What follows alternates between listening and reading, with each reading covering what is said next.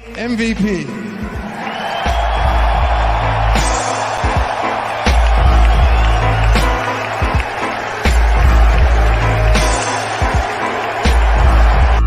It's one in the air, left center field, back it goes. Harper, the swing of his life. We never get ahead of yourself. As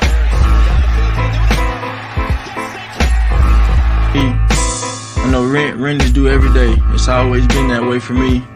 Always been a get better mentality every day, grow every day, be a better leader every day, be a better quarterback every day.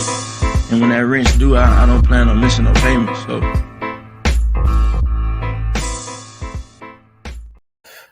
Welcome, ladies and gentlemen, to 3 in the Keystone, episode 101.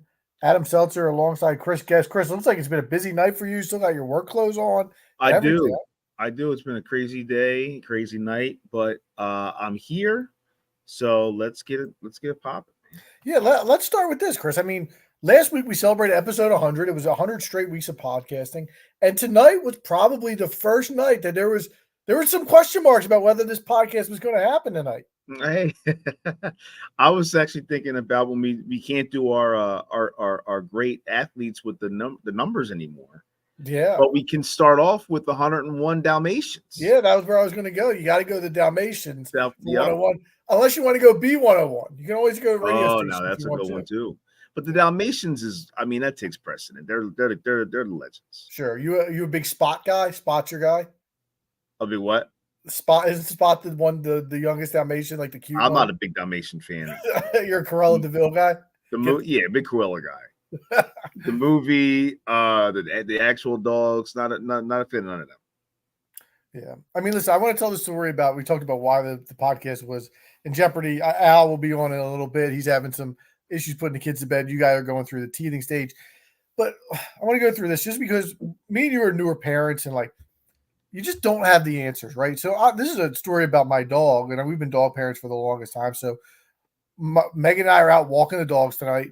Magruder, our beagle, he's like 6 years old, takes a step, lets out a shriek, won't put any weight. I think he got stung by a bee, pretty much almost positive that's what happened. Won't put any weight on his leg. So we're like, shit. So I take him to the emergency vet. So Magruder is dog aggressive, so I can't bring him in the vet. So I tell them that, and they're like, okay, well, you have to sit in your car, and it's probably like a 2-hour wait. And I'm like, Jesus Christ.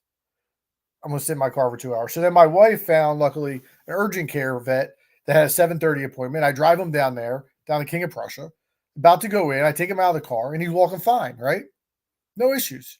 Mm-hmm. So I go in the vet. I'm like, let me just get him checked out anyway. I go in there. I'm like, here's the deal. He's reactive to dogs. Like, how do you want to handle it? And she's like, okay. She was like, well, there's nobody in here now. You could probably just sneak him in. She's like, it's $155 for just to visit him. I'm like, oh God, all right, fine. Now, do you not have the pet insurance, or do you have it? I do, but he's still under deductible. Like, he hasn't been to the vet, so I'm paying this out of pocket. Oh, okay. So I go back to the car. I grab him. I walk him around again. He's walking fine. I'm like, all right. I'm like, you know what? You're fine. You got stung by a bee. I Google it. Google is like, dogs get stung by a bee can be very painful for the first half hour, and then it kind of fades away. Well, I was going to say, because I don't own a dog, but I would imagine they're not like humans in the sense of having like any allergic reaction to a bee sting, because they're still all like, I mean, that could happen in the wild, right? Like that could just. They can as far as being an animal, you know what I mean? Like, I know they're not wild animals, but I'm saying as far as being an animal, their genetics, I would imagine they wouldn't tend to have reactions from other animals. Yeah, I mean, they can have allergic reactions from what I read, but he wasn't like swelling up in the face or anything like that. Okay. So, you know what? I'm like, you know what? I'm not spending $155 for him. He's walking around fine now. So I drive him home, and he comes home and he starts walking on 3 legs again. Well, and we don't even know if he officially got stung by the bee or not. Maybe it's something else going on. Correct. But we did manage to look in there. He wasn't letting us look in there originally. Didn't really see anything. So we'll see. If he's limping tomorrow, we'll take him in. But just one of those things, Chris, parenting, damned if you do, damned if you don't, man. You can never make we wish him the best. I mean, like I was telling you guys, I mean, these girls, they, you would have thought that we were trying to cut their legs off in here. And it all took was a little bit of 2.5 milliliters of Tylenol and just a little bit of a playful roughhouse on the couch, and they were smiling and happy again. Yeah, the teething is no joke. But let me give you a live look in, because little do the people know that Magruder is a big fan of the show. And there he is. There he is. Well, he's a big fan. I guess we're putting him to sleep already the first 5 minutes. Yeah, a little CBD, knock him out. I thought you were going to say that Al was in the house. That would have been a story. Yeah, that would have been a plot twist. Yeah, that would have been a big surprise. All right, so listen, I had something set up for segment 1 for you and Al to talk about. So I'm gonna kill about 5 more minutes to talk about something that I didn't have on the agenda tonight. Yeah, a little pivot. Yeah, we're gonna pivot and see if we can get Al in here, and if not, we'll ad lib segment 1. You watch any of the NBA finals? Yeah, I didn't get a chance to watch last night, but I watched game 1. I think you're gonna jump on me for this. I think Jason Tatum may be a touch overrated. He's not tier 1. We talked about him being top 5 last year. I don't think so. I don't know about that, but we did see the Jason Kidd the other night said that Jaylen Brown was Boston's best player. Yeah, but I think that was mind games. Yeah, but you know what? You wonder though. I mean, the way he's been playing in this postseason, I mean, it's definitely debatable, and you wonder how many guys in the league feel that way. I mean, I just look at it like this. I know he's been passing the ball really well. He's had a solid floor game. He was like 6 for 22 last night. How many other superstars in this league can go 6 for 22, but just have the other guys that can just bail him out and just make it not seem even relevant? Team is just loaded. I mean, if Joel had done that, you would have wanted him on the stake. Sure, and that's why I'm trying to be fair as fair here. Jason Tatum in the playoffs this year is, I think, 42% from the floor. His points per game has dropped from 26 to 24. He's shooting 28% from 3. Maybe he's hurt. Maybe he's hurt. But I'll still take him. He's still got the Sixers soul in his pocket. He took our soul last year. I'm not saying he's not good. Let's not twist. All I'm saying is last year we had a legitimate conversation of whether he was top 5. And as I watch him play, okay, he's not better than Jokic. He's not better than Luka. He's not better than Giannis. He's not better than Shea. He's probably not better than Joel, although Joel hasn't done it in the playoffs. Joel hasn't done playoffs. Regular season. No. I'm saying you think you think that Shea is better than Tatum? I do now. I think if you put Shea on that team, I don't think it changes anything. That's a really interesting argument to be had. I don't know if I agree with that. I'll still take Tatum right now, man. I mean, that guy's a killer. I'm not saying I wouldn't take him. I just think he's more around Devin Booker, the Devin Booker range. So what are you saying? You're saying that you think that there are guys that are good scorers that in the big moment, not the big moment, but in the biggest game of these moments or these series, you question what? You question their heart, you question their ability to come through, you question what do you question? I'm just saying I don't think he is tier 1. I think tier 1 guys carry their teams on a nightly basis. We saw it last year when the Sixers played the Celtics in the second round. He had the 50-point game in Game 7. I'm not taking that away. You can't delete that. But how many games was he 3 for 14 or that? Those games when the Sixers did a job on him. I just don't think tier 1 guys get shut down like that.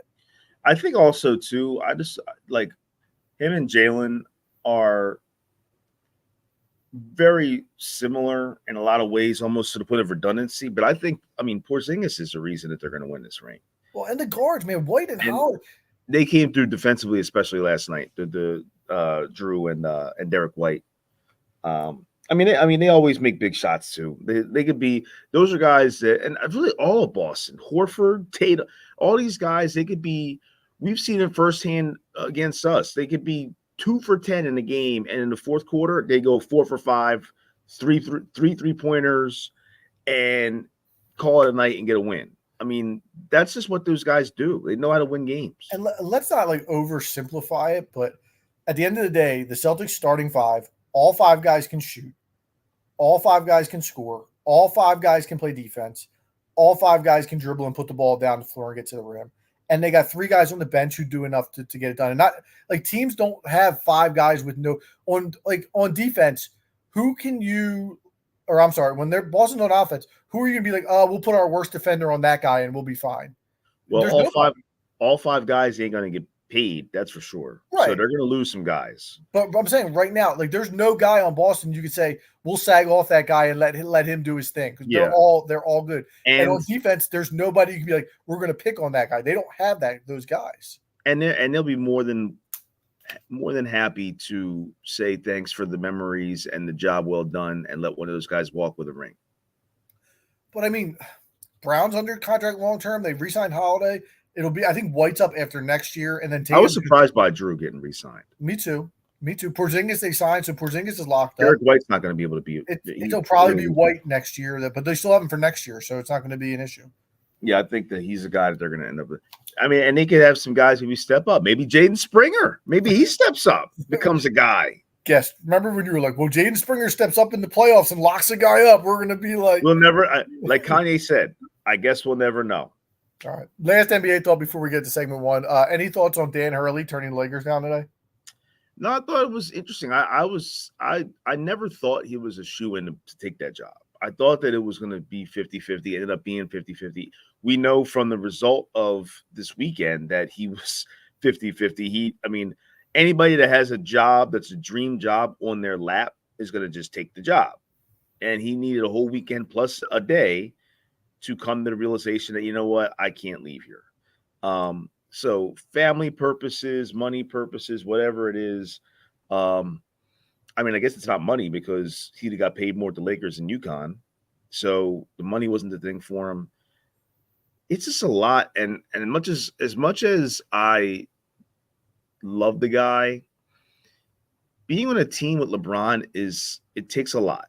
And you have to concede a lot. He is, like, as the kids say, he is a Sigma Alpha. And you almost have to still concede that it's his team on and off the floor. Yep. And Bronny, for instance, Bronny is a borderline NBA prospect. I like Bronny. I would take Bronny as a second round pick in this draft, especially. I would take Bronny. This is a big crapshoot for a draft overall. Like, nobody is a set star, superstar, role play. Like, it's up in the air for a lot of these guys. Why not take them this year? But you got to understand, like, when you're in that situation as Hurley would have been, maybe he just didn't want to be playing the LeBron, second fiddle thing, and he wanted to have the control, and he knew he wouldn't have it in LA. Yeah, and at the end of the day, job security in UConn is there. He's going to be able to be a coach there for as long as he wants. Same way Jay Wright at Villanova. In the Lakers, if he fails, he can be out there in a year and a half, maybe even next year if it's that bad. Yeah, I love so speaking of Jay Wright, I'm sure you saw those reports about him being a phantom.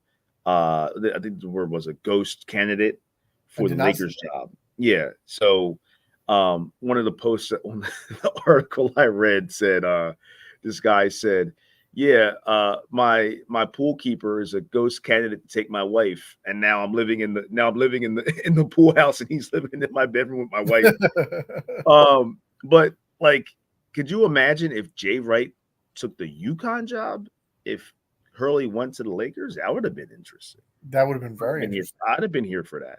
Yeah, well, shame we'll never get to see it. Never. Yeah, just to add on quickly, I would just say, you never know with these college coaches, especially a guy with Hurley's personality. He would obviously have to adapt to the NBA style. We've seen coaches come in and have success. Obviously, Brad Stevens was really good. Billy Donovan's hung around. Yeah, I don't want to say he's been great, but he got to a finals with, Brooks, but he was pretty good in OKC. He's okay in Chicago now. Yeah, he was in the finals with the Bulls, conference finals. Okay, yeah, not an NBA finals. I think it was 20. I think I want to say 15 or 16. One of those years he was there. And then we've seen coaches fail, especially good ones, Patino, Calipari, all guys who have fallen out. So it would have been interesting, but obviously Hurley decides to go back to UConn. All right, let's jump into segment 1 tonight. What I did, Chris, and we talked about it this weekend, this Phillies team, not only are they good, but they have become such a pleasure to watch. It's a fun group of guys. It's almost become must-see television for everybody every night that they play. To just watch these guys, see them get the big hit, see them, the pitchers twirl gems all over the place. So I put together a list of teams from Philadelphia over the past handful of years, and I want to talk about who was the more fun team to watch. And we have to limit the conversation to regular season only because we don't know how the playoffs are going to turn out for this group. So I'm just going to give you a team, and we're going to discuss which team you enjoyed watching more, plain and simple. All right? Sounds good. All right. Let's go same sport. Let's go the 2008 Phillies, the World Series champions, regular season only versus this year's Philadelphia Phillies. As far as must watch, I would say this year's team. I think the 08 team we forget because they won the World Series, and rightfully so. But in the beginning of the year, and throughout the middle, that team was a good team, but they weren't a great team. They definitely had flaws, and they definitely were chasers. And it's fun to be the team that's being chased. Like I think I know it's not in our nature as Philadelphians to be used to that, but you know what? I think it's fun. I think that I like being the front runner. I like being the team that people are looking up at.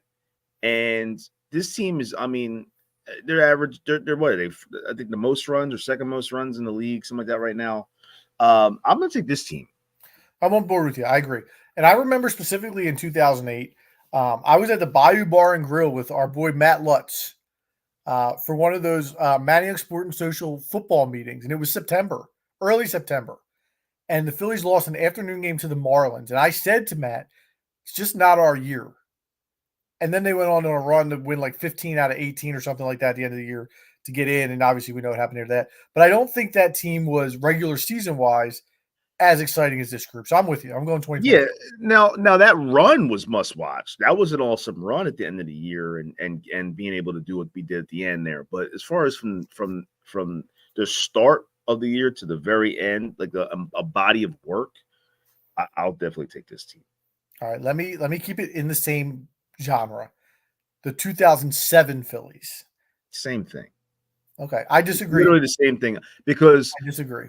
It was the first how do I say this? It was like the first year where that team, I think we felt like, all right, this is going to finally get us over the hump. We're going to finally get into the playoffs with this team.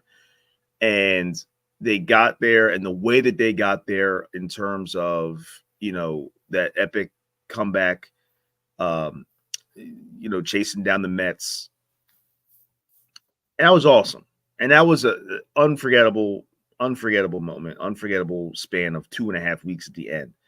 But again, this team right now is like they're just dominant. And I like that. We're so not used to it that honestly I feel like our fan base doesn't know how to handle it. We don't know how to handle being winners from start to finish. No, Well, I was going to say, I think that's why a lot of people are still waiting for the other shoe to drop with this team. They're waiting for the other shoe to drop with the Eagles and all these kind of things. And we got to do a better job, I think, of just enjoying the moment. It's June 10th right now, and they're 45-20. They're the best team in baseball, and I think a half game technically a game behind the Yankees or half game. But we're going to see them. We're going to see what the deal is. We're going to see them this summer. We're going to see the Dodgers this summer. We got a fun week this week, Boston and Baltimore back to back. So we're going to find out a lot about the Phillies, but I think that they're up for it, man. And I think that they're hungry from 2022 still and last year still. I think that's playing a big part of this team, and I'm here for it, man. I can see it in their eyes that they want it, and they're never out of games. Similar to how those aughts Phillies teams in 07 and 08 and 09, those teams were never out of games. And this team is very similar to that. Yeah, I'm going to go 07 because it was the first year where it was Utley, Rollins, Howard all taking the reins. Bobby Abreu's first full season without Bobby Abreu. You had Burrell. It was all those guys coming up. And I think you're miscrediting. You said the last 2 weeks of the season. It started before that. If you remember, they had a series with the Mets in like mid-August where they swept them, a 4-game series when Utley got the hit off of Wagner to cap it off. I'm just saying, as far as it was like 7 down with 17 to play or something like that. Right. That was everybody remembers, but it started. But you're right. You're right. It did start earlier, a little bit earlier in the summer from when they actually fully. To me, it was the first run, and I remember that September every night, and I had MLB League Pass at the time. We were flipping back and forth between the Phillies game and the Mets game, and watching them collapse. That was just so much fun. And to me, that season, I would take that season right now over this season. I don't know if I would say it was their first run though. Like they had runs before that, they just always came up short. Successful run, first successful. Yeah. There you go. All right, let's jump sports. Let's go the 04-05 Eagles. That team. I'm always going to pick. I mean, listen, I'm always going to pick football over baseball. So okay, so you're going to be that Eagles. That team was you talk about dominant. That team was dominant. Like it was expectation to win games by multiple touchdowns.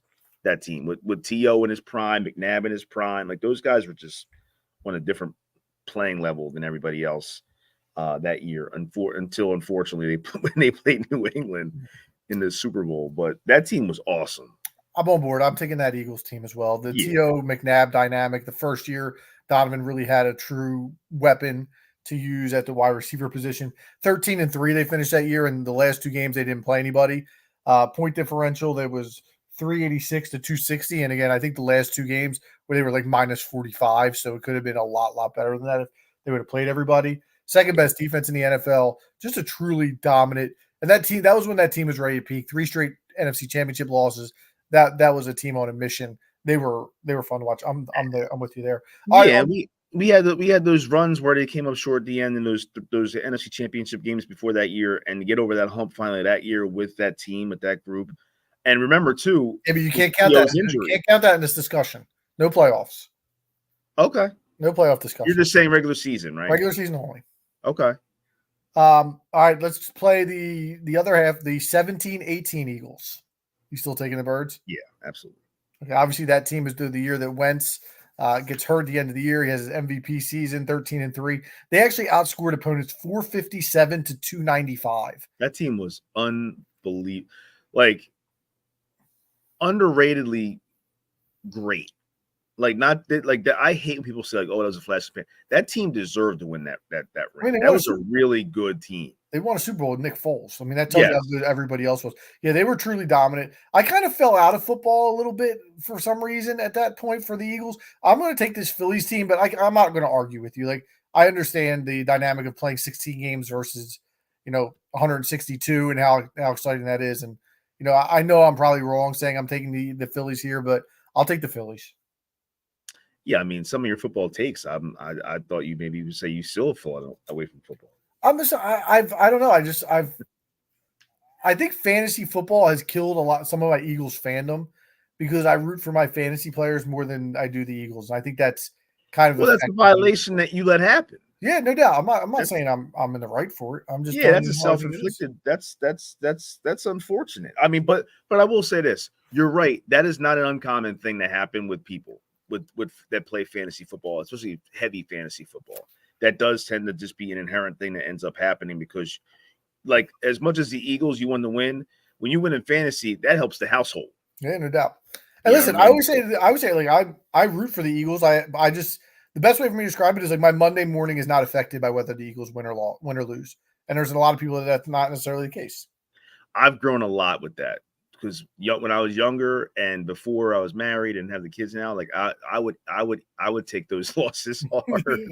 I would take them hard at work the next day or at school the next day, but not as much as I used to. But it's not because I don't care less. It's just that the older you get, you realize your priorities and things. And there's just so much other stuff going on. Yeah. But I mean, I still love them the same. But you're right. It's the fantasy does it can do certain things to you as far as your love of your teams versus players.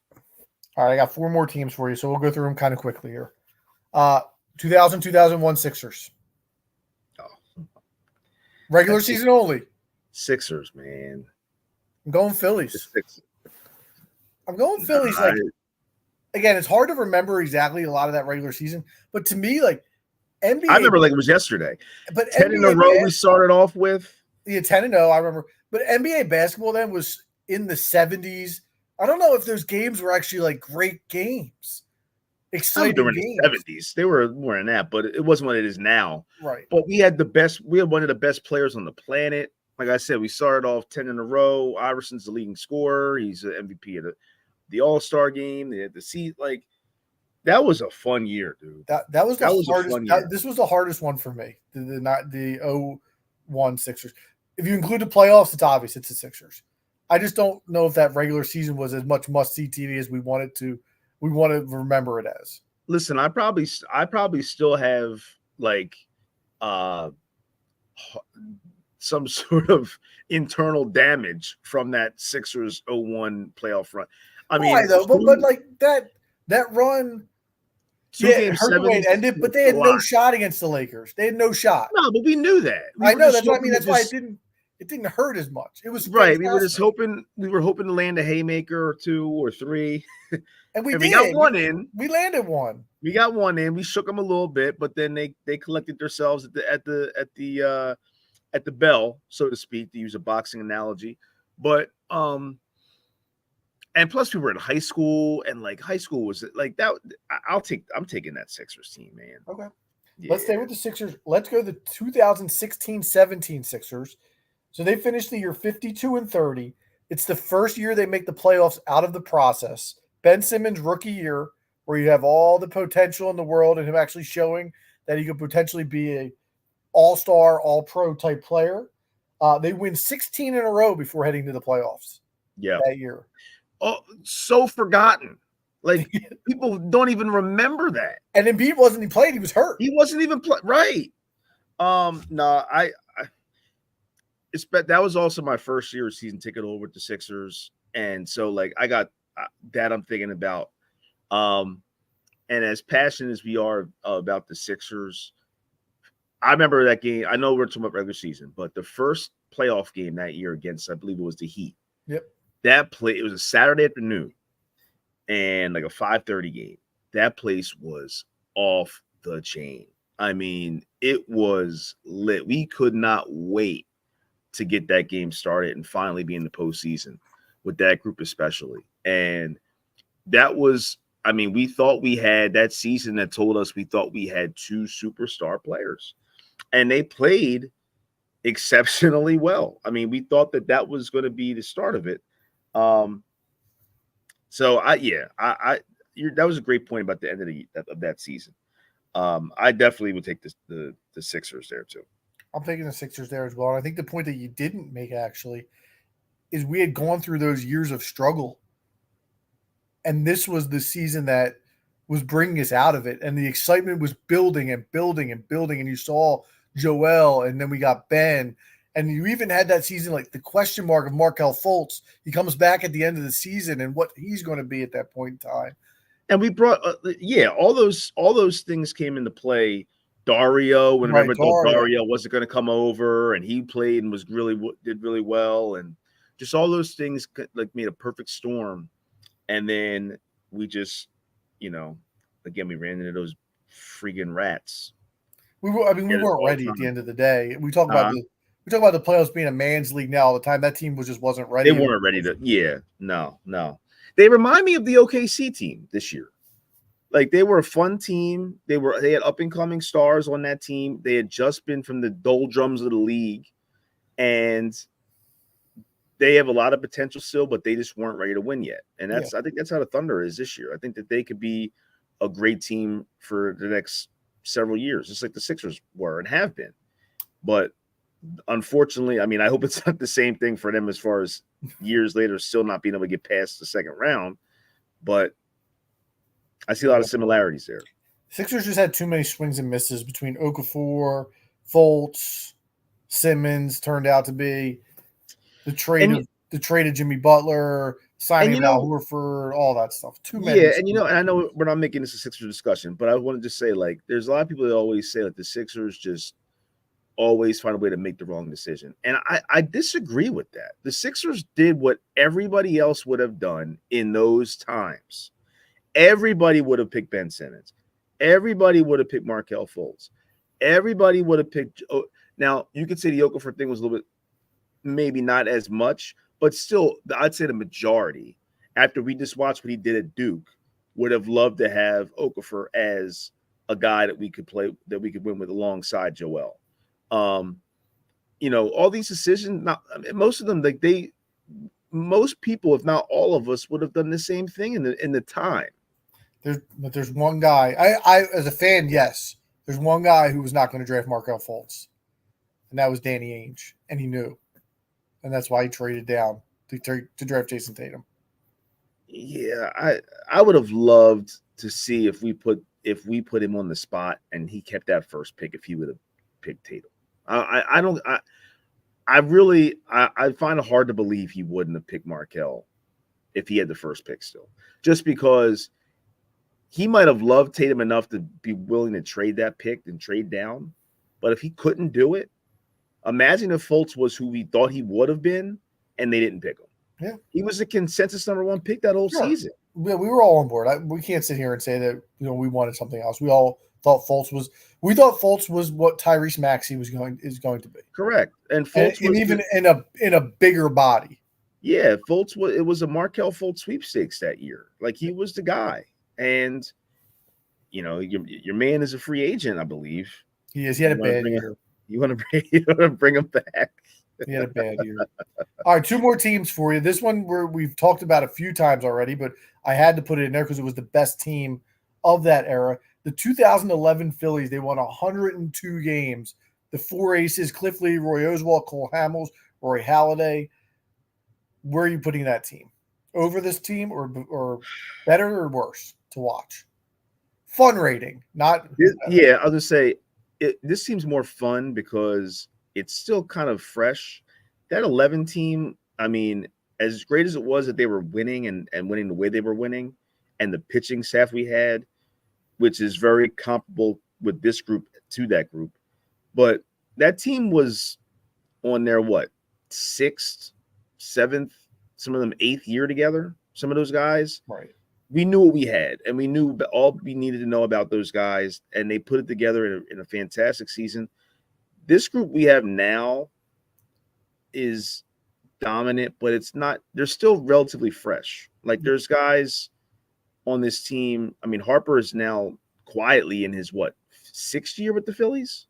His first year was 19, 20, 21, 22, 23, 26th year, yes.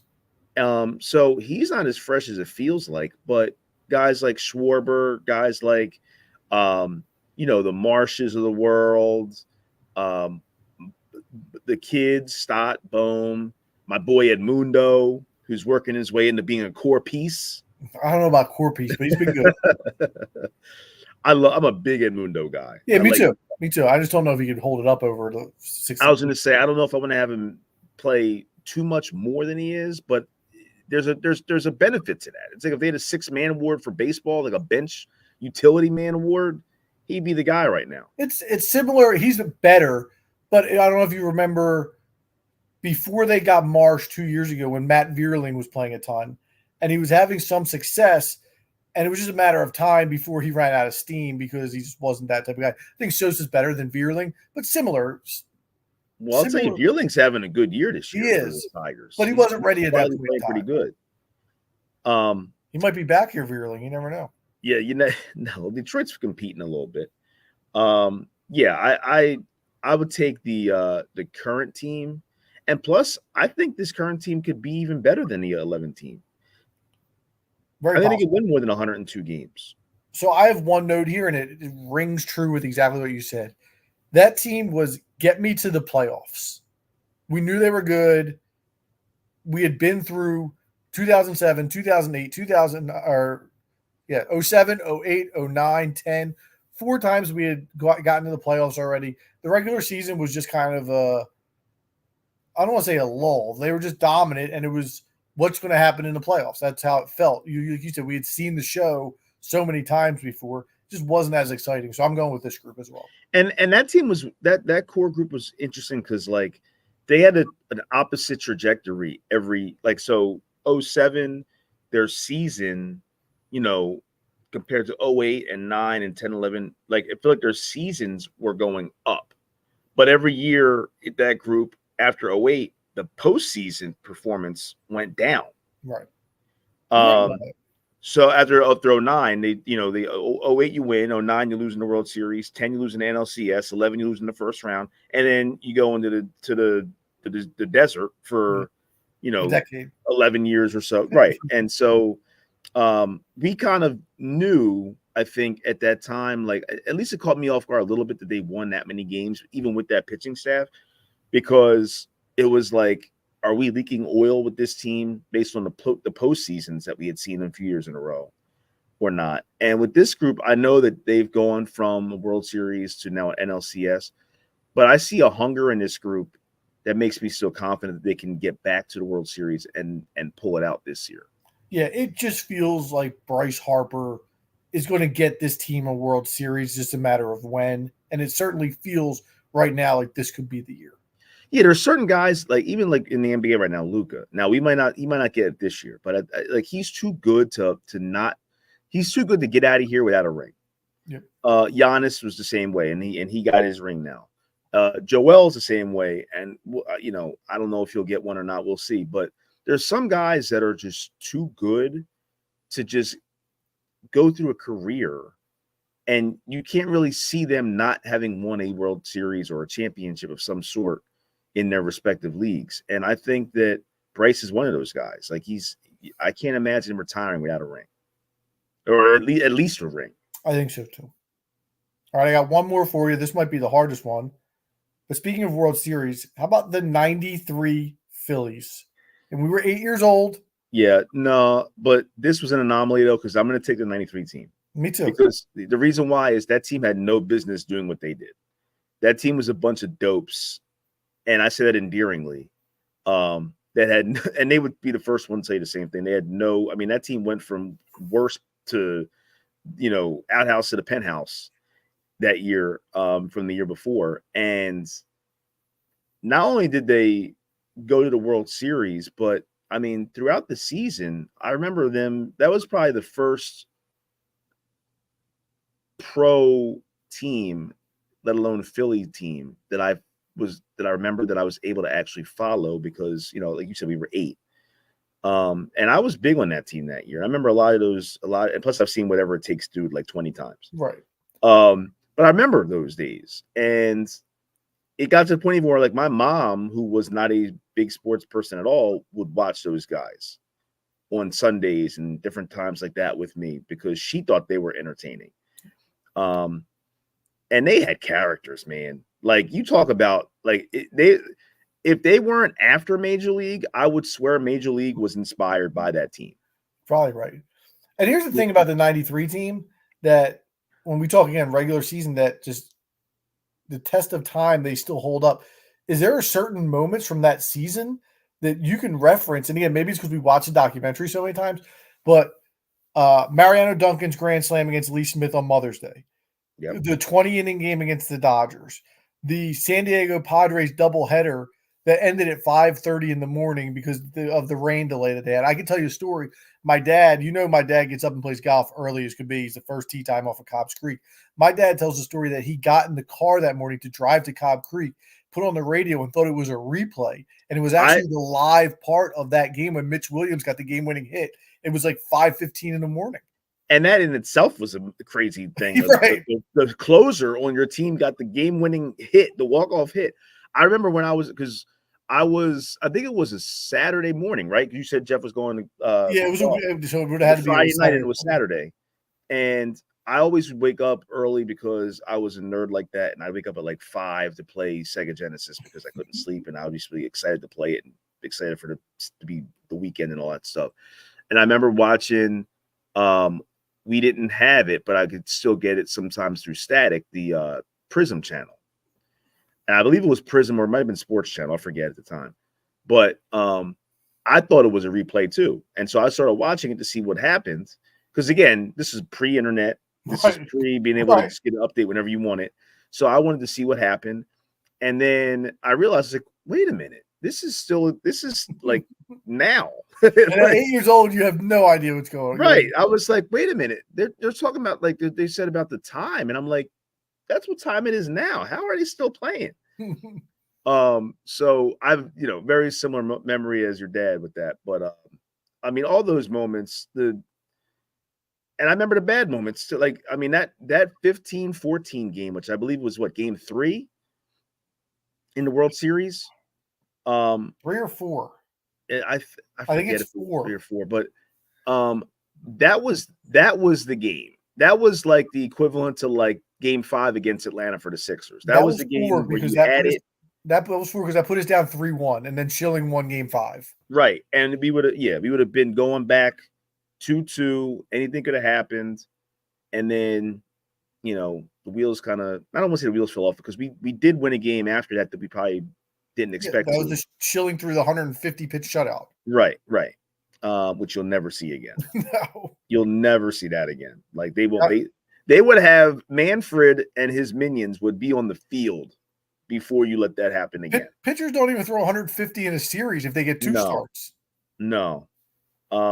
So yeah, that team was just so weak. But here's the thing. A lot of people don't realize they actually did not play that great the second half of that season. Correct. But they were so good the beginning, and it caught people so much off guard. They had 4 all-stars, that team. And they were fun. That's what part of the segment. They were fun. Yeah. Now, could you imagine as adults now if we had Mitch Williams? Like if we were adults watching that team? It looked like we did yesterday when we were closing the game out. Yeah, but you know what? I'm not bashing. I'm just saying yesterday. That umpire was going through it a little bit. Like some of them pitches, but Alvarado was getting pinched a little bit in that inning. I was listening on the radio. I didn't see some of the pitches. Yeah, there was throughout the game. It wasn't just Alvarado. There was throughout the game. There was guys where on the ESPN telecast it would say a K for the ball spot in the square, the strike zone, and the guy was just looking at it and just saying it was a ball. I mean, it'd be literally the whole ball would be in the strike zone, and he wouldn't call it. So he was getting pinched a little bit. He had a lot of pitches that were on the borders, but he wasn't getting the calls. And then, of course, things happened the way they did. But the Mets, whatever. That was their World Series, that Mets team on Sunday. You'd have thought that they won the World Series. Yeah, no, it was a fun series, the London series. Yeah. But listen, hopefully the Phillies continue to, give us some entertaining baseball. Looking to get Trey Turner back this week, as well as Brandon Marsh. Hopefully, I actually am going down to Camden Yards on Friday. I'll be in there live. Yeah, I was. I mean, with the kids, we probably won't be able to get to do it, but that's a great series to get the chance to go to for all of us Phillies folks because it's not that far. It's a beautiful stadium, and the tickets are affordable. I checked it out just out of curiosity. They're especially Friday and Sunday, very affordable to go to. Comparatively speaking, and hopefully we can get a lot of representation in that park like we had done in the past. Baltimore's really good. Yeah, they are a good team. It'll be fun. It could be a World Series preview. You never know. Could be, absolutely. How about this one, Seltzer? The 2024 Phillies or the first year with the Hill Championship? The Hill. Now, for those who don't know, we did not go to the Hill School. That's a common misconception. Yeah, we were just a bunch of dudes that played on a hill and named it for our football team for our touch football league team. I just got to say that the first championship was such a monkey off the back. Yeah, it was, especially getting by the Shockers. Was that I don't think it was that playoffs. No, it wasn't the same year after that. Yeah, I think it was the year after that. Well, still though, this fun, like you said, getting over the hump. Yeah, that felt good. Yeah. All right, we're going to do a little bit of a curveball. Al just sent a text. He said he's hoping to be on by 10 o'clock. So we're going to push the U.S. Open segment until he gets on, Chris, so you can breathe a sigh of relief. Whew. You don't have to carry that. Go about pivot. I was going to pivot out of that one. So we're going to jump into what would have been segment 3. And we were texting over the weekend about the Phillies and the Mets series and where the Mets are currently. And we were just talking about how sad it must be to be a New York Mets fan. And we were thinking about some other fan bases that are just cursed or depressed or have just gone through it. Because sometimes we think we're the only ones that go through stuff like that. And it's not necessarily the case. We don't even have it as worse as other teams. Correct. So I asked you to pick out 3. I gave you what, football? Yeah. I give you 3 football, and I picked 3 baseball. Al had basketball. If he gets on, he gets on. I'll go first. We'll rotate 3, 2, 1. So I'll start. My third baseball one was a little bit tough. I think it's a distant third. I have the Seattle Mariners as a tortured fan base. So they've never won a World Series ever. They could have had a core of Griffey, A-Rod, Randy Johnson, Edgar Martinez, amongst others, but they couldn't afford to keep any of them. So they lose all of those guys. Even after that, they add Ichiro in 2001 from Japan, who becomes MVP and Rookie of the Year in his first season. And in that first season, they have not only the best record in baseball, Chris, they have the best record in baseball history. Yeah, I remember. They go 116 and 46. And then they lose 4-1 in the ALCS. Yeah, and I maybe it's me. That was my team back when I was a kid. I was a big Griffey fan, still am. I met a lot of, I don't want to say a lot, but I've met a good amount of famous people in sports or otherwise, and I've never fanboyed out. But I'll tell you, there's a couple guys that if I met, I might, and he's one of them. Griffey. That guy was like it for me. That team, the 90s, about the 95 team when they came back from the 0-2 deficit against the Yankees in that classic series. And they came back and they won that one, and then they lost the next round. I think to Cleveland, if I remember correctly. Yeah, 95 was Cleveland. Yeah. And boy, you want to talk about a guy. We just mentioned this about certain guys that just are too good to not have a championship. Griffey has it is not fair that he did not win a World Series. That guy was magic. Injuries. One of the best ever. One of the best ever. And but yeah, you're right. They had I could probably name that whole a good chunk at least of that team. Jay Buhner.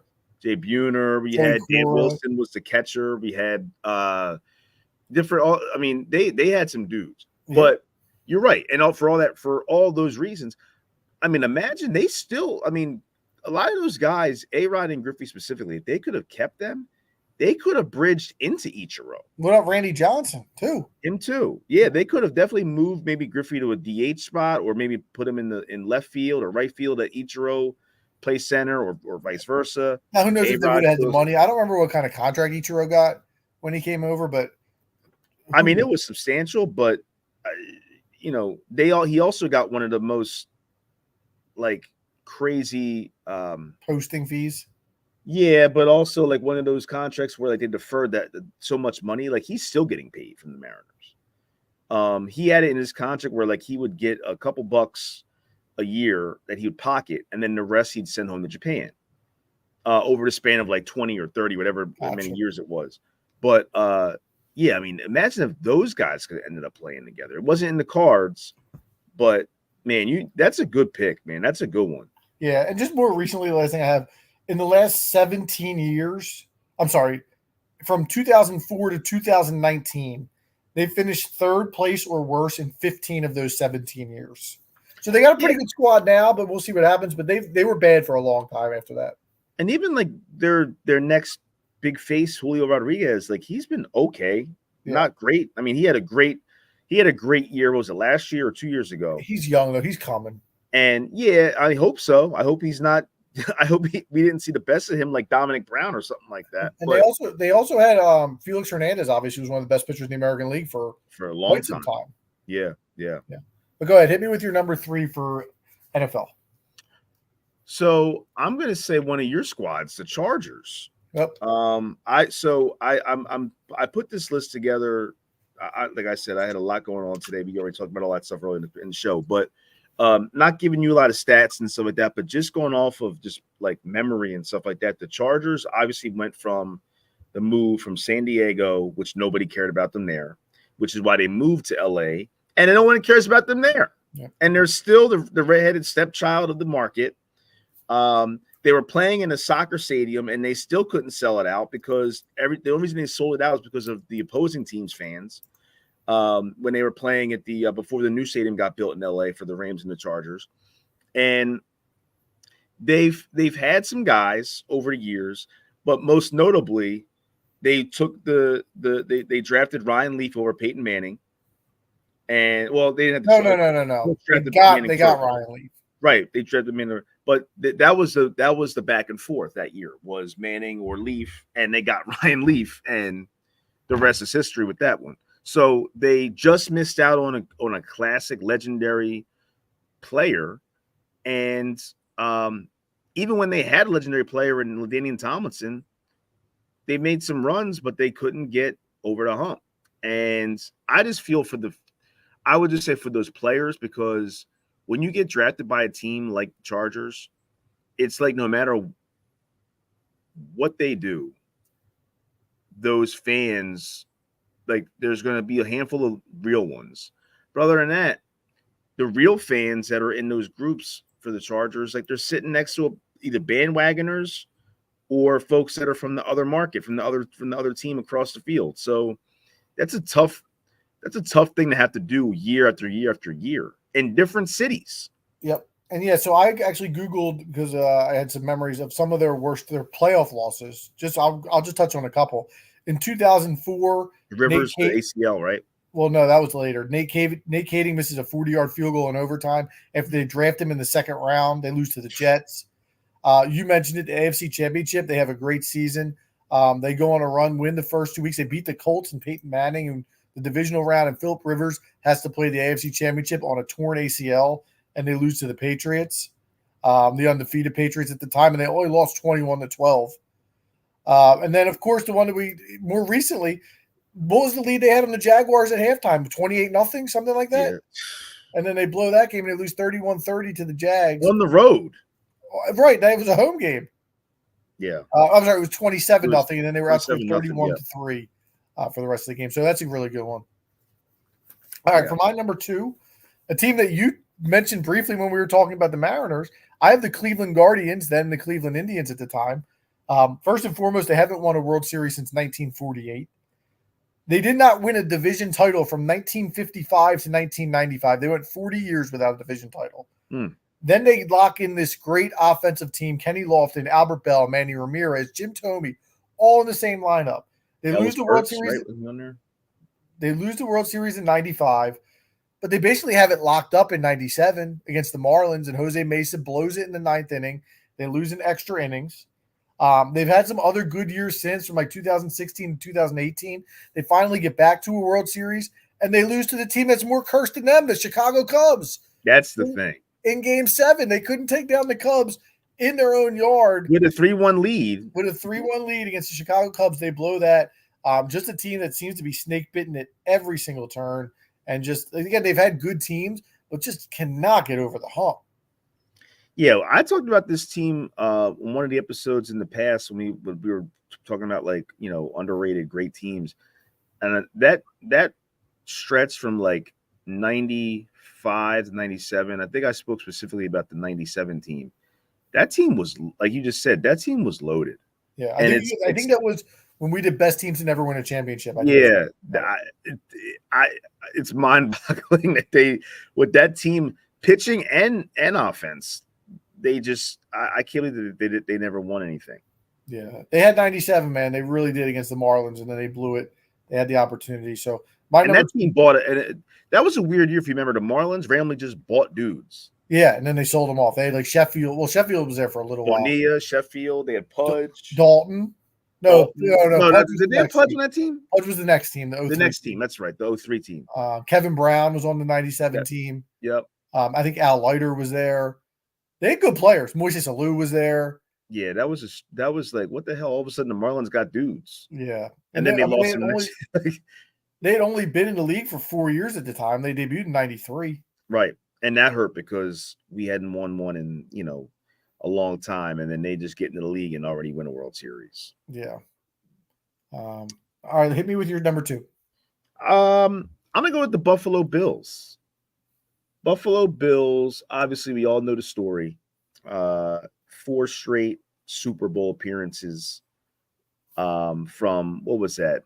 89 and 90 or 90 to 93. I think it's like 90 to 93, I think it was. Yeah, I think you're with 94 the Chargers and 49ers. I think that was the first year they didn't get in. That was a 94 season into the 95 Super Bowl. I want to say the Bills were 91 to 94. 94. Yeah. That makes sense. Either way, I mean, they were right there 4 times. They had the Scott Norwood legendary, the miss that would have won the game against the Giants.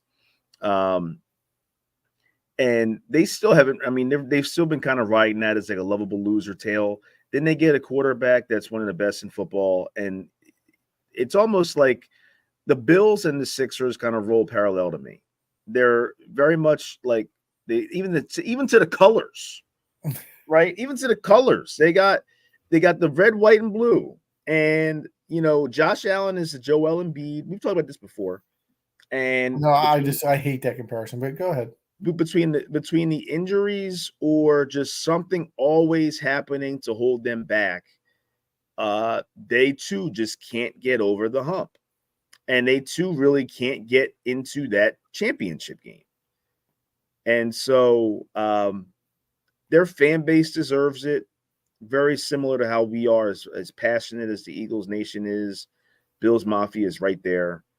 And they definitely deserve it. They bring it all the time. And for whatever reason, like I said, and it sucks. Like they live in Buffalo. It's like 2 degrees out every day. They got to shovel their way into their seat in that stadium. And you think that you're going to, have a chance to win it all. And then you lose to the Miami Dolphins at home with a backup quarterback. How does that happen? Well, which game are you talking about?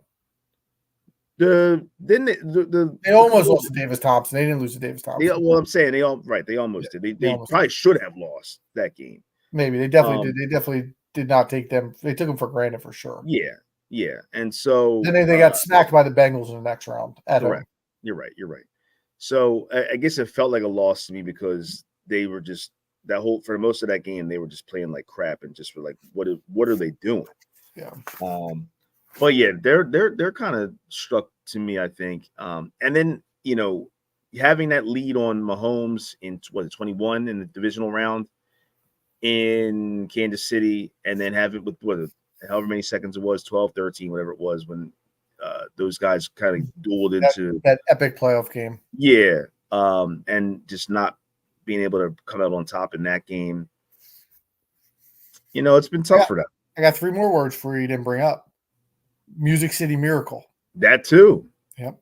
That too. Tennessee Titans with a throwback. Titans end up going to the Super Bowl that year. And even when they had the second greatest now comeback in an NFL game when Frank Reich brought them back against the Oilers in '93 in the playoffs. They still couldn't cap it off. Huh? They still couldn't cap it off. Right. You would have thought that was the team of destiny, and they still couldn't win. Yeah, that's a good one. All right, I'll go to my number 1 here. I got the team that sparked this whole entire conversation. It's the New York Mets. 4 of the last 16 seasons have been winning seasons for them. For a team that decides to pay everybody in a payroll like they have, to only have 4 winning seasons in your last 16 is terrible. They've only had 3 playoff berths in that time, and they've only gotten out of the wild. 2 of them they didn't even get out of the wild card round. Last year they opened up the books. They had a payroll of $344 million. They haven't won a World Series in 38 years. They brought in, here's just some names in our generation that they've brought in free agency that have not gotten them over the hump or have not worked out at all.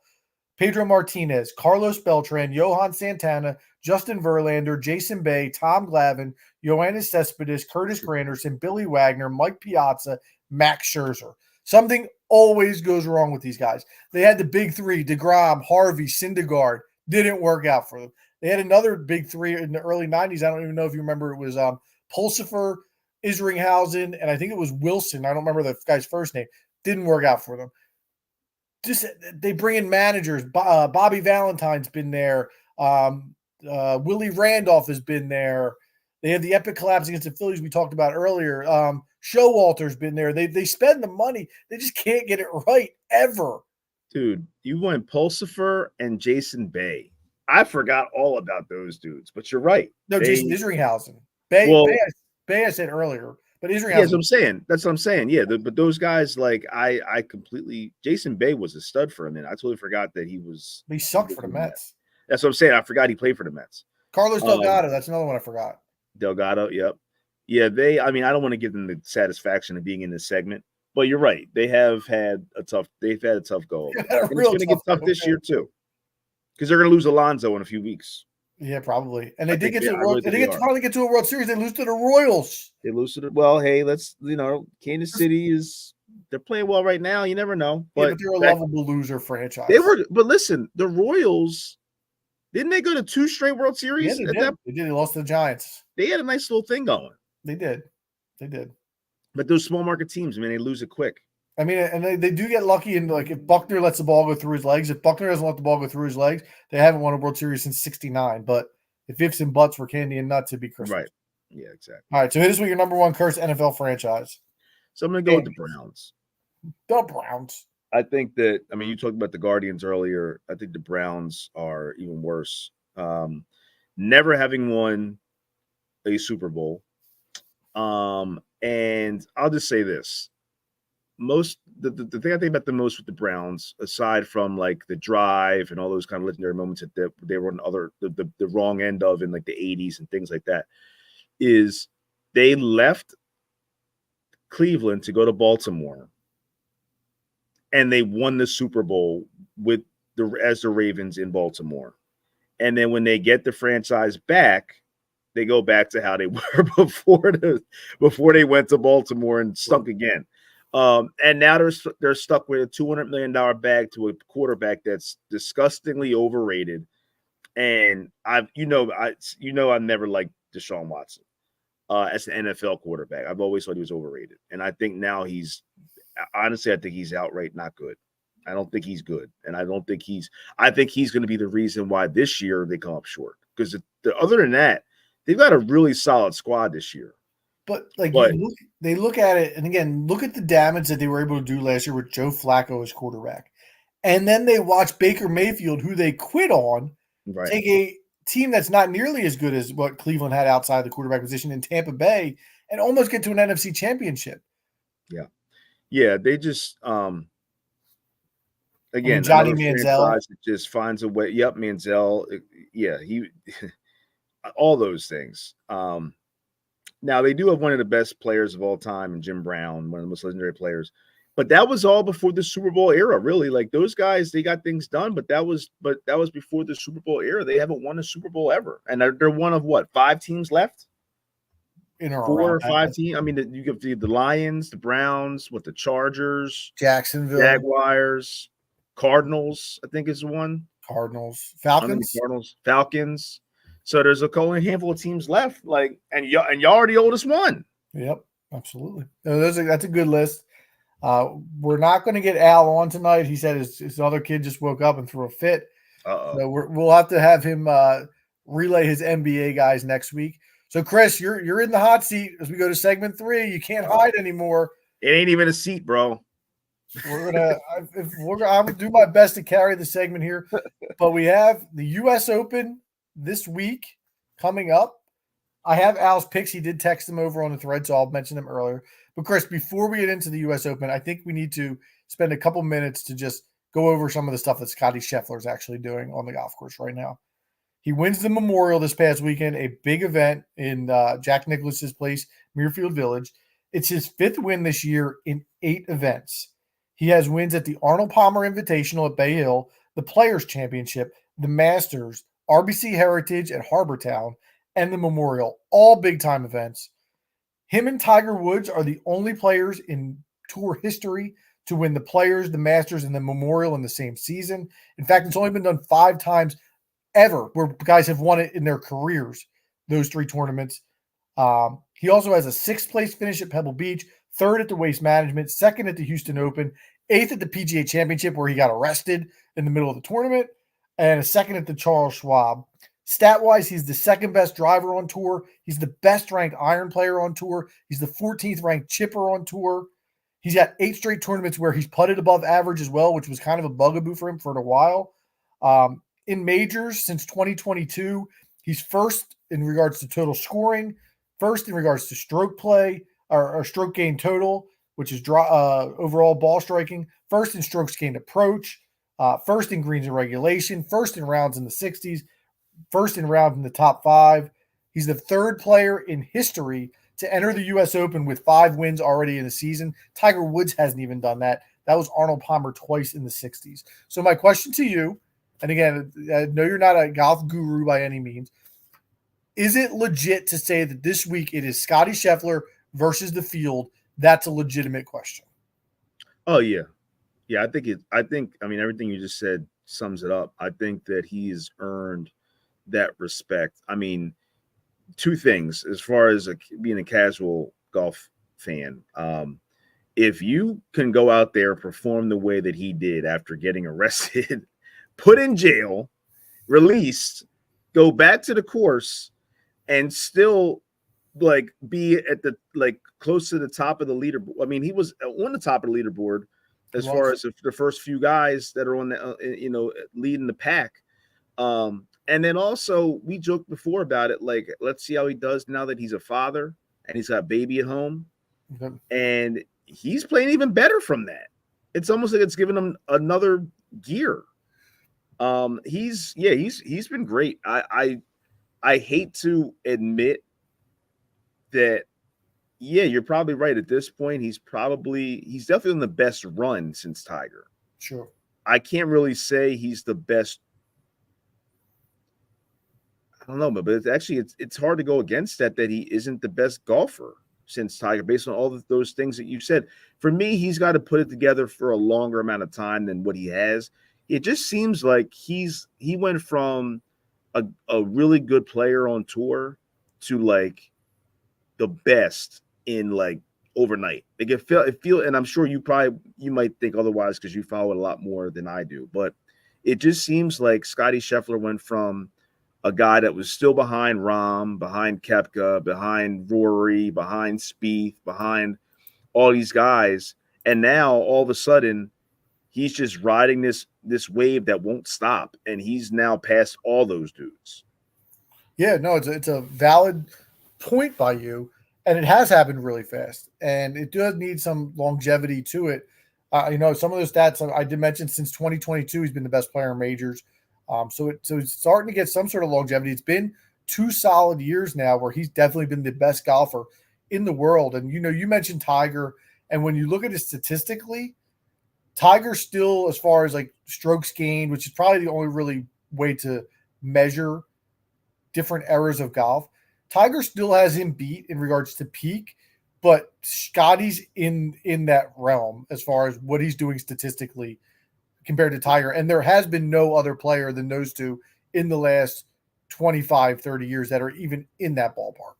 Yeah, but I would also say this, though, like, let's not get it twisted. Like, Tiger is still in a tier of his own in terms of his, not just his presence on the course, but also just his records, his statistics. Like, sure, what he did at Augusta in 97 is still one of the most ridiculous performances in sports, let alone golf. And, the 15 majors and all that kind of stuff. Like, so Scotty's got to do it for, I would say, and I'll ask you this, I'll flip it back to you, but I would say to get on Tiger's level, again, best golfer at the moment and the best run since Tiger, but to get on Tiger's level overall, he's got to do this for at least 5-6 years. I think more than that. I think it's got to be closer to 10. You think 10? Okay. Yeah, and I wouldn't disagree with that. Maybe not this level of dominance. Again, you can only hold this level for so long, but he has to be a factor for that much. Listen, I'm looking at the way he's playing and the gap between him and the next best player in the world, which right now is probably Xander. I don't see a world where, this is a bold statement, Scotty Scheffler's not getting double-digit majors. I think I'd set the line at 9.5 if I was setting a line right now on how many majors this guy's going to win. And again, like, as someone that is, casually watching this stuff, it's to the point where I'm watching to see him. Yeah. And I'll turn on these tournaments and I want to see what Scotty's doing. I want to see, especially if he's at the top of the leaderboard, because you want to see, not that he's the most charismatic dude, but if you love sports and you just love watching greatness, he's playing great right now. He's playing elite golf, and golf is hard as balls. We talked about it this weekend. It's the only sport where you could practice every day and somehow still not get better. Yeah. Like it takes so much mentally, even more than physically, to be a great golfer. And for all the things that he's gone through recently, for him to still be this dominant shows you his mental game is phenomenal. Yep. And I think, first of all, he's extremely likable, which makes it even better. Like you mentioned, he's not a huge personality, but he is just a genuine, nice guy. Always says the right thing. But the thing about the way he's playing, Chris, is it's not. And I think this is what wears players down. It's not like he's hitting sensational shot after sensational shot after sensational Just shot. consistent. It's just every shot, every hole, he's got a 15-footer for birdie. It seems like that's not the key. And eventually, some of them are going to go in. That's just by pure math. That's the way it is. He's relentless. We talk about it with our kids. He doesn't take the foot off the gas. It's just every single shot is around the hole. Oh, it's like me and the mini golf, bro. You got to get it. You got to get all twos to beat your boy, man. Because I'm gonna get the twos or the threes at worst. All right, let's talk a little bit about the tournament and the course, because Pinehurst, believe it or not, Chris, is my home away from home. One of my favorite places in the world. I have some not Walnut Street, or Walnut Lane. No, I do have some experience. I have a couple rounds logged at Pinehurst #2 in my day, so I have some course history. But it's a Donald Ross design. It has, and some of the two of the words that you're going to hear a lot this week are turtleback greens. And that's the biggest defense of this golf course is they are large greens, Chris. But if you miss it on the green, on the right, on the front, on the left, on the back, it's rolling off the green. They are shaped like domes. And I believe Jack Nicklaus once said on one of the par threes, and you could say it for all the holes, it's like landing a shot on the top of a Buick. That's the way he described these greens. Now, is that similar to how it is in Europe with the European courses? Now, the Europe courses have larger greens. They're more like, because they have to defend against the wind.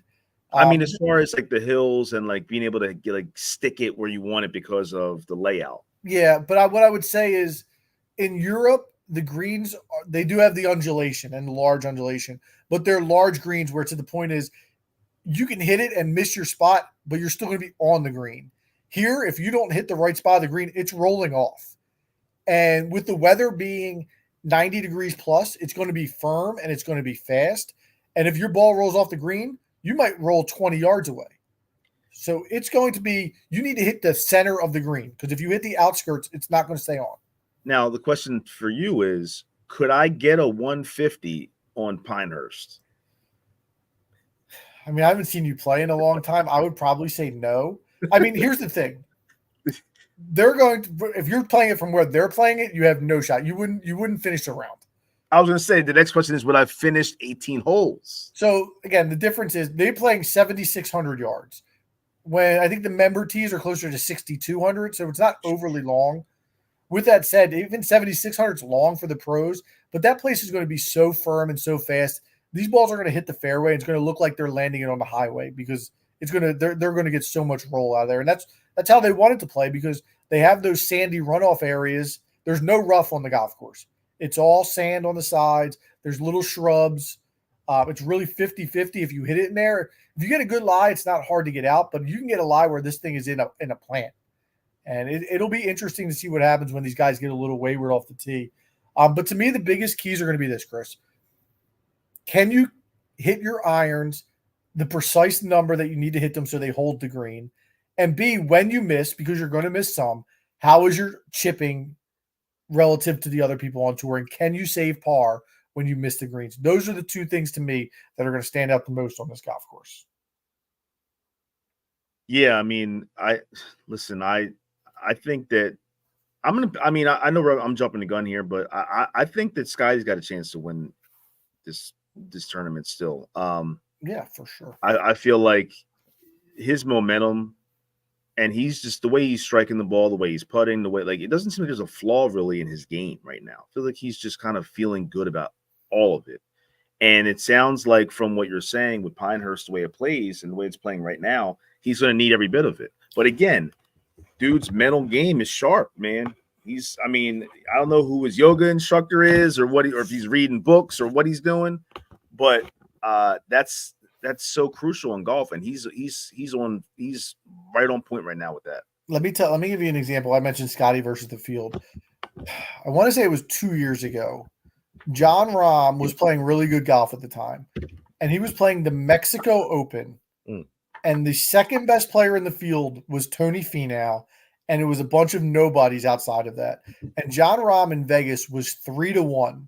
And the gambling people in the golf betting universe were laughing because nobody could take a golfer at 3-1. It was absurd. And this was John Rahm playing against a bunch of nobodies. Scotty Scheffler has opened up this week at 3.5-1 in a U.S. Open field. So that's how strongly Vegas feels about the way Scotty Scheffler is playing and his fit at Pinehurst. So to say, let me ask you this though. Well, not to cut you off, but is part of that also because not only how good he's playing, but how there's no one that's really stood out this year as a big competitor to him? Yeah, but I think that's part of his dominance. Again, I think the second best player this year has been Xander, and I don't think you can knock Xander's year. He won the PGA Championship at Valhalla. He's been in the top 5, top 3 in a lot of events. He put together a decent week over at Jack's Place this past weekend. I don't want to say it's lack of competition. I mean, he went and won the Masters. That has all the live guys in it. He's won that. He won the Players Championship. Supposed to be the strongest field. I just think it's a situation, Chris, like we were saying with Tiger, where he's the best player and it's not close. Yeah. And over 4 rounds and 72 holes, the cream is going to rise to the top, especially on courses like this that are extremely difficult because these other guys are going to make mistakes. And he either A, doesn't make a mistake or finds a way to bounce back. You know, he did hit on Saturday. He hits a ball out of bounds on a par 4 off the tee. He makes a 7, a triple bogey, and then he comes back and birdies the next 2 holes, and it's like he's back in it. It's like he never did anything. Exactly right. Yeah, I did see that. He's really fun to watch right now. And like you said, it's not that he's just doing crazy things. Like Tiger was doing crazy things when he was in his prime and his peak. Like there were things that he would do that you never saw before, nor have a lot of us ever seen since. He's not that guy, but he is a guy. He's like Hank Aaron, Seltzer. He's a guy that's not going to lead the league all the time in home runs. Like he's not going to hit 60 and 55, 60, 65 home runs, but he's going to give you 45 to 50 every year. Yep. And that's where he's at. And even when he fades out, when this is over, he's still going to be probably the guy that's going to be a top 10 dude all the time. How many majors does he have now? He only has 2 right now. He's won Masters twice. Okay. So this would be a big deal for him still it would be a big deal anyway, but as far as his legacy is concerned, never having won anything for a major outside of the Masters. If he's going to do it, this is the time for him to do it. I mean, he's that wave that he's riding right now, man. Like I said, I can't stress enough how impressed I am at him with everything that he's going through personally, aside even from the legal stuff, even just at home, with his family, with his child and stuff being so young and what that entails. Not that I'm sitting here saying that the guy's, feeding a baby at 2 a.m. I'm sure his nanny's doing that. Yeah, correct. Somebody else doing that. You still want to spend time. There's still a period where you want to spend time with your kid that's going to take away from your practice time. Correct. Unless you're Tom Brady. And so, like, that's so dope to me that he's able to just channel in so sharply with all that stuff going on around him. So he's definitely earned my respect. And like I said, I watch it to see how he does. Yep. All right, let's go to some picks. You mentioned, I think you said Scotty's going to be your pick. Yeah, I'm going to go with Scotty. Okay. Al has also texted. Al's taking Scotty. I have Scotty as well. I mean, I don't think you can. There's not a case if you're picking them all at the same odds that Scotty's not the pick to make at this point. Again, whether you want to bet him at 3-1, that's a different story. But he's the best player. He's playing the best. The course fits him. Scotty's the guy for sure. I'll give you Al. He has just a couple other quick thoughts he's given us. Jason Day, 110-1. Now Al has a thing for Jason Day. Got a man crush on Jason. Yeah. 110-1 is the value. He says Day finished 4th there in 2014, which was the last time the U.S. Open was here. And he's doing everything well right now except his irons. Again, I said irons I think are going to be the biggest part in this. So if he gets those going, he'll be right back in it. When was the last time Day won a tournament? He's won some. He did win one last year, not a big one. I mean, he peaked in end of 2015, early 2016. Right, it's been a while, right? Yeah, it's So, been 8 to 10 years since he's been a major player. but I will say, shout out to Al for riding with his man. He's still No doubt. he's hanging with him till the wheels. That's how I am with Tiger. I'm hanging with Tiger till the wheels fall off. And unfortunately for Tiger, at one point they did fall off, Yeah, literally. a couple times. Yeah, but I'm hanging with my guy. He's hanging with his dude. I respect that. He also has Sam Burns at 75 to 1 that he considers value as well. Do you have any value plays, or are you riding it out with Scotty? I'll be honest. I feel like I'm not in a situation to give a sleeper pick. I haven't really had a chance to dive into this that much. Okay. But I will say this: my other guy that's out there right now, Victor Hovland. Is Hovland on this field? Yeah, of course. U.S. Open. Hovland's another one of my dudes. What's his He's 20 to 1. So Hovland has had a really bad year. He just switched swing coaches, but the last PGA Championship he played really well. He started to show signs. Then the first 2 rounds this weekend he played well, and then the wheels fell off again Saturday and Sunday. So he's had the reason I would hesitate there. He's the biggest issue with his game is his chipping. He's right. And that's falling off. And on this golf course, I don't know if that holds, but he's 20 to 1, so it's not a complete shot in the dark at this point. I feel like he's one of those guys that maybe could be, if he can get hot, could be one of the next up dudes. Yeah, listen, top 3 guy. But he's got the game. At the end of last year, he peaked at the end of last year, and he won the tour championship last year. So got the game. He's just got to find it and get his head right a little bit. And I think you mentioned, Scotty's mental toughness. I think Victor's fallen off in regards to, you see him make a bogey, and then all of a sudden a bogey becomes 3 bogeys because he just doesn't. He starts overthinking things. Yeah. Is my boy HV3 in this tournament? I don't think Harold Varner made the field this year. He's a live guy now, right? He's a live guy. I think he fell out of top 20. I don't see him in the field. But let me give you a couple guys here. Brooks Koepka is always going to be a guy, especially Brooks loves hard golf courses, and because he plays very conservative, people will point out his majors this year have not been good. Masters, my hat's off. He did not play well at the Masters. The PGA Championship, as I mentioned, Brooks wants the majors to be 5 under, 6 under, 7 under. That's where he thrives. When it goes down to 20 under, that's not his style of play.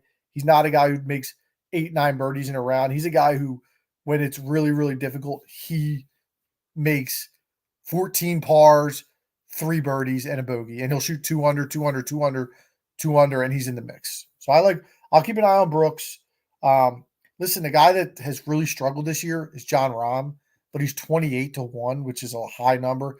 Did withdraw last week and live, so I'm playing it cautious there. Not going to recommend him, but he's out there. My number 2 guy, believe it or not, Chris, is Hideki Matsuyama.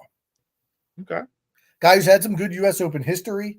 Again, I mentioned the strength of what I think is important here is iron play, and he's been hitting his irons great all year. The other thing I mentioned is the short game, and people will point out Hideki is not a great putter, and he's not. I will be the first to admit that. But I think you'd be surprised to know, Chris, that stat-wise, Hideki Matsuyama is the best chipper on tour. So I think that he is a threat. He was 50 to 1 earlier today. He's down to 45 to 1 now. I really like Hideki at that number. Other than that, I don't see a lot. If you really want to go deep, maybe Keegan Bradley at 90 to 1. But I was thinking about Keegan Bradley actually. My thing with Keegan Bradley is I'm giving you that name, and at the end of the day, Keegan Bradley's not going to win the U.S. Open. So if you want to put something in, maybe a top 10 for Keegan Bradley, maybe he ends up going there. But I see him doing well, but I don't think he has enough the cojones to pull it off for 4 days. How about that Ludwig Aberg? Yeah, you like Ludwig. He's another guy earning my respect a little bit. Listen, I promise you, Ludwig will win majors before his career is over. Just not sure the first time him going to Pinehurst is going to be ideal. Also been dealing with a little bit of a leg injury, but played well last week. I think he finished. There's a couple guys I could see. I mean, again, I don't have the odds in front of me, but a guy that I'm thinking about maybe for something like this, you can tell me if I'm wrong or not, but how would a guy I don't know, another Al boy, Cantley. Cantley's playing like shit. So you think Cantley wouldn't be or Wyndham Clark? So Wyndham Clark's another guy. So Wyndham Clark's defending champ. He won the U.S. Open last year. Okay. Yeah. So But another I'm guy sure who's like his form right now is just he's really off. You can get. I'm looking at the odds now. Clark is 75-1. Cantley's 55-1. I'd be out. I'm out on both of them. A guy you're going to hear a lot about this week that I'm also out on, Chris, is Cam Smith. Live guy. Yeah. Probably the best short game. I mentioned Matsuyama. Cam Smith has the same chipping skills, but he matches it with the putter. He's probably the best short game player in the world. But you want to talk about a guy who is hitting the ball all over the place right now. His driver's out of whack. I think he shot 80 yesterday in Live, but he's getting a lot of hype because he fits the mold of what you need at Pinehurst in regards to a short game. So another guy I'm out on, but I think you'll see a lot of hype on. If you want one other name before we wrap it up, I'll give you two more names actually. Colin Morikawa is playing really well. He's got 2 majors under his belt already, believe it or not, which is crazy to think about.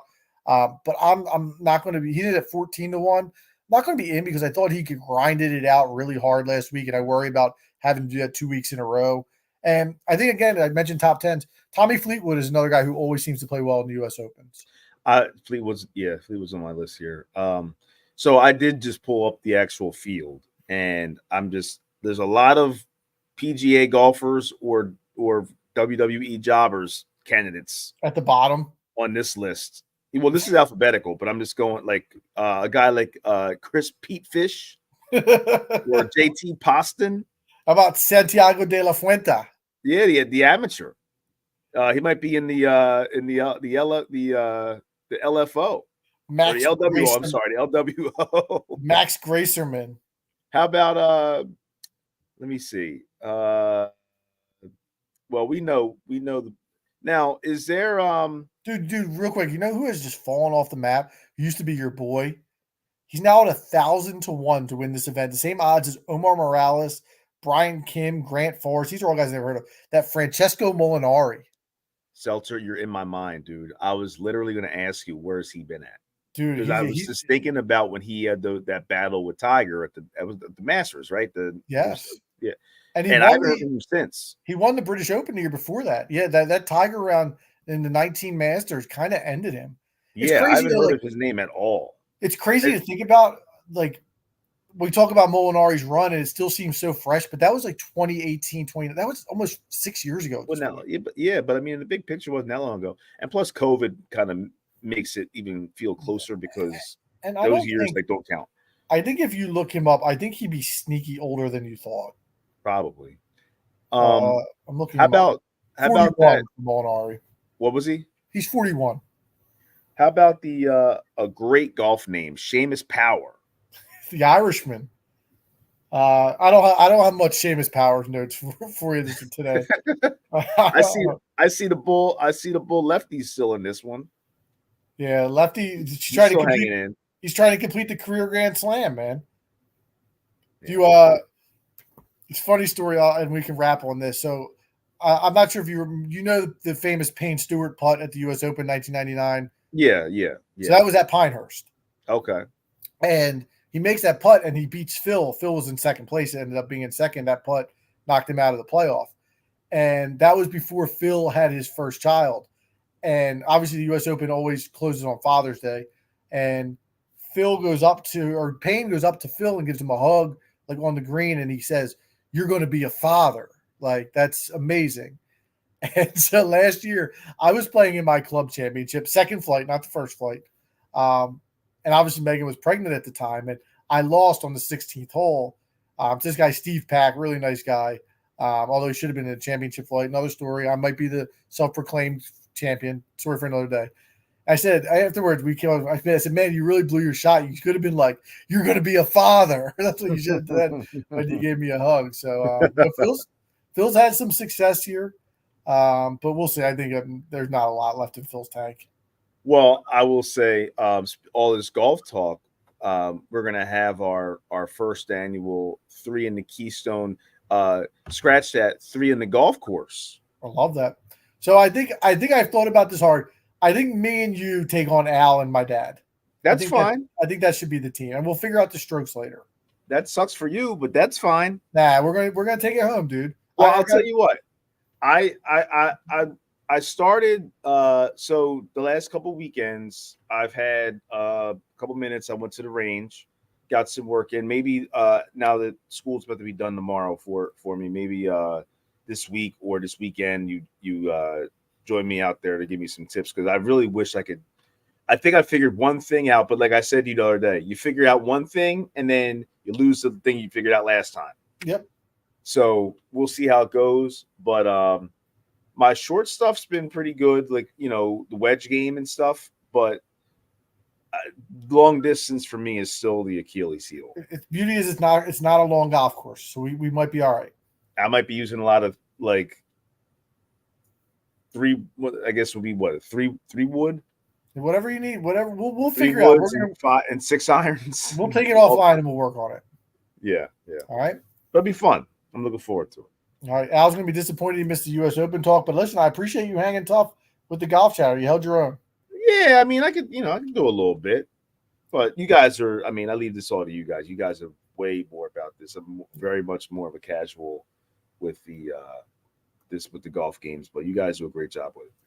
All right, make sure you tune in this week. Pinehurst, like I said, my home away from home, one of my favorite places on earth. Should be a great event. And until then, we're going to drop that beat.